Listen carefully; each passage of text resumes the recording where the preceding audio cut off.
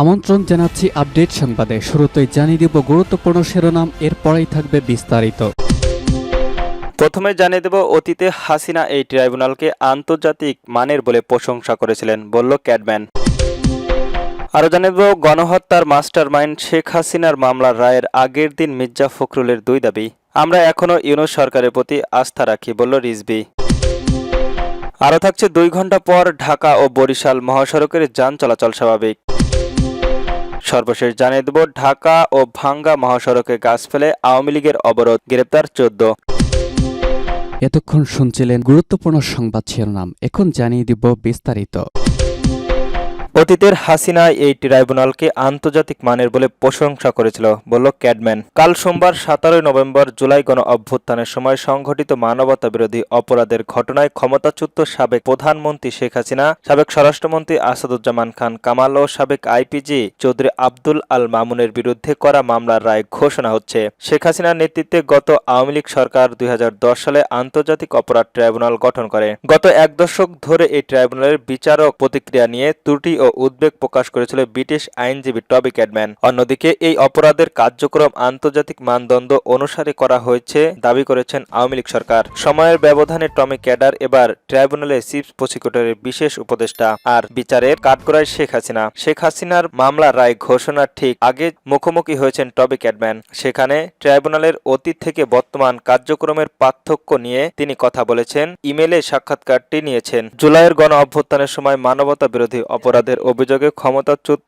প্রধানমন্ত্রী শেখ হাসিনা এবং আরও 3 জনের মামলার রায়ের আন্তর্জাতিক অপরাধ ট্রাইব্যুনালের আবারও আলোচনায়। ক্ষমতায় থাকাকালীন হাসিনা এই ট্রাইব্যুনালের বিরোধিতা রাজনীতিবিদদের বিচার করেছিলেন। সে সময় খ্যাতনামা মানবাধিকার সংস্থান থেকে শুরু করে জাতিসংঘ পর্যন্ত সংগঠন বিচারের প্রতিক্রিয়া স্বচ্ছ নিয়ে উদ্বেগ প্রকাশ করেছিল। হাসিনার মামলা এবং বিচারকে ঘিরে আন্তর্জাতিক মান কতটা বজায় রাখতে পেরেছে সেটাই ট্রাইব্যুনালের প্রধান উপদেষ্টা হিসাবে আমি ওই মামলার অপরাধ এবং আপনার অবস্থান শুনতে চাই। টবি ক্যাডম্যান এটি স্বীকার করেন গুরুত্বপূর্ণ যে আন্তর্জাতিক অপরাধ ট্রাইব্যুনালের প্রতিষ্ঠাতা এবং এর আইনি কঠোর প্রণয়নের উদ্যোগে হাসিনা সরকারের অধীনে নেওয়া হয়েছিল। মূলত তার সরকারের গঠিত এই প্রতিষ্ঠানিক বর্তমানের সামনে বিচারের মুখোমুখি করেছিল। এটি প্রতিষ্ঠানিক তাকে সরকারের আন্তর্জাতিক মান বজায় রাখার ক্ষেত্রে সর্বোচ্চ পর্যায়ের বলে প্রশংসা করেছিল।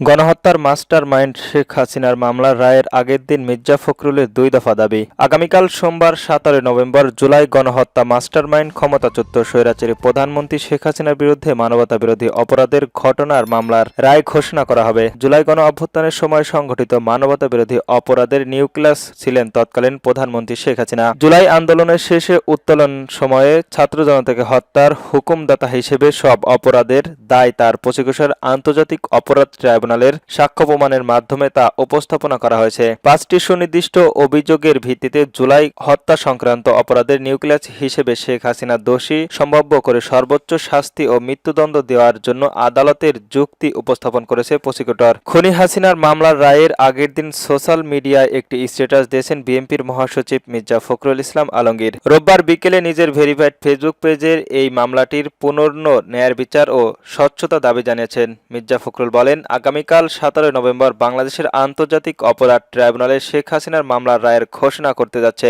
সেখানে গত বছরে ঢাকায় সংঘটিত প্রাণঘাতী সংহিত ও দমন পীড়নের ঘটনায় মানবতা অপরাধের 5টি অভিযোগ আনা হয়েছে। আমরা পূর্ণ ন্যায্য বিচার এবং স্বচ্ছতার দাবি জানাই। আগামীকাল সোমবার ট্রাইব্যুনালের 1-এর বিচার প্যানেলে শেখ হাসিনা সহ 3 আসামির বিরুদ্ধে রায় ঘোষণা করবেন। এ রায় জানার জন্য সমগ্র জাতি উদগ্রীব হয়ে রয়েছে। বিশেষ করে জুলাই নিহত পরিবার, আহতদের পরিবার এবং জুলাই ফ্যাসিবাদী বিরুদ্ধে আন্দোলনের সম্পর্কিত সব পক্ষই রয়েছে প্রতীক্ষায়। তবে প্রত্যাশা, জুলাই আন্দোলনের নিরীহ ছাত্র জনতাকে নিষ্ঠুরভাবে হত্যা দেয় শেখ হাসিনার উপযুক্ত শাস্তি হতে হবে। শেখ হাসিনার বিরুদ্ধে গত 15.5 বছরে গুম, খুন, মানুষের মৌলিক ভোট অধিকার হরণ, দুর্নীতি, স্বজনপ্রীতি, অবৈধ সম্পদ অর্জন, ক্ষমতার অপব্যবহার, অর্থ পাচার সহ নানা অভিযোগের পৃথক তদন্ত ও বিচার শুনানি চলছে। আমরা এখনো ইউনূস সরকারের প্রতি আস্থা রাখি, বলল রিজভী। বিএনপির সিনিয়র যুগ্ম মহাসচিব রুহুল কবির রিজভী রিজভী বলেছেন, আমরা এখনো ইউনূস সরকারের প্রতি আস্থা রাখি। আস্থার জায়গাটি দুর্বল করার দায়িত্ব কোনোভাবেই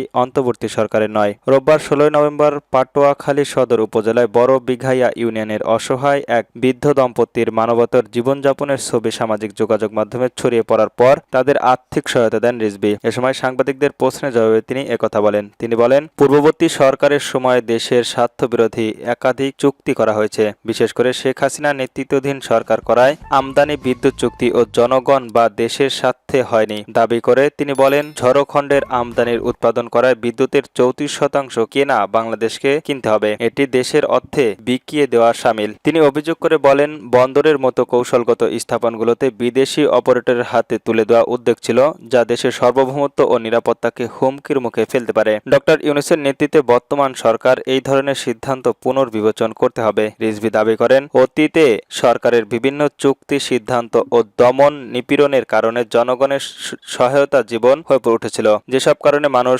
পরিবর্তন চেয়েছিল। এ সময় জেলা বিএনপির নেতৃত্ববৃন্দ, স্থানীয় বিএনপির নেতাকর্মীরা উপস্থিত ছিলেন। 2 ঘণ্টা পর ঢাকা বরিশাল মহাসড়কের যান চলাচল স্বাভাবিক। ঢাকা বরিশাল মহাসড়কের 2 ঘণ্টা পর যান চলাচল স্বাভাবিক হয়েছে।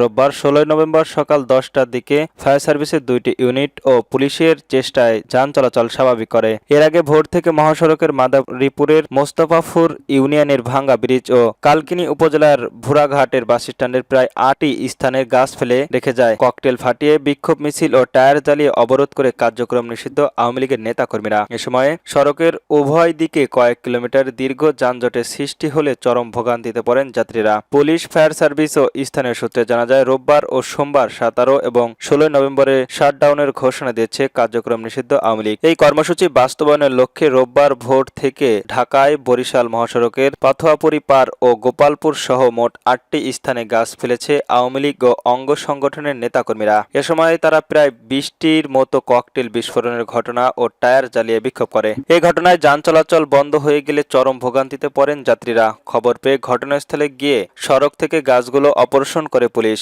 মাদারীপুর জেলা ও সদর কাউকলি উপজেলা ফায়ার সার্ভিসের কর্মীরা তাদের সঙ্গে গাছ সরানোর কাজে অংশ নেওয়া স্থানীয় জামাত ও বিএনপির নেতাকর্মীরা প্রায় 4টি ঘণ্টা চেষ্টা চালিয়ে সড়ক থেকে 10টার দিকে যান চলাচল স্বাভাবিক করা হয়। কাকলী থানার ওসি সোহেল রানা জানান, ঢাকা বরিশাল সড়কের এই যান চলাচল স্বাভাবিক হয়েছে। ওই সড়কের পুলিশ মোতায়েন রয়েছে, পরিস্থিতি নিয়ন্ত্রণে রয়েছে। শেখ হাসিনার রায়, ঢাকা ভাঙ্গা মহাসড়কের গাছ ফেলে আওয়ামী লীগের অবরোধ, গ্রেপ্তার 14। ফরিদপুরের ভাঙ্গা উপজেলায় আওয়ামী লীগ ইউনিয়নের সুদিয়া বাসস্ট্যান্ডে গাছ ফেলে মহাসড়ক অবরোধ করেছে আওয়ামী লীগের নেতাকর্মীরা। রোববার 16 নভেম্বর ভোর 6টা থেকে 7টা পর্যন্ত দলটির কিছু নেতাকর্মীরা দেশীয় অস্ত্র নিয়ে সড়কে গাছ ফেলে যান চলাচল বন্ধ করে দেয়। খবর পেয়ে আইন শৃঙ্খলা বাহিনীর সদস্যরা ঘটনাস্থলে পৌঁছে যান, চলাচল স্বাভাবিক করেন। এ ঘটনায় সোয়ারদি ও মনসুরাবাদ এলাকা থেকে মোট 14 জনকে গ্রেপ্তার করা হয়েছে। ভাঙ্গা থানার ওসি মোহাম্মদ আরশাফ হোসেন বলেন, ভাঙ্গায় এই পর্যন্ত 5 জনকে গ্রেপ্তার করা হয়েছে এবং যান চলাচল স্বাভাবিক রয়েছে। বিভিন্ন আইন শৃঙ্খলা বাহিনীর সদস্যরা মহাসড়কে টহলের জোরদার করেছেন।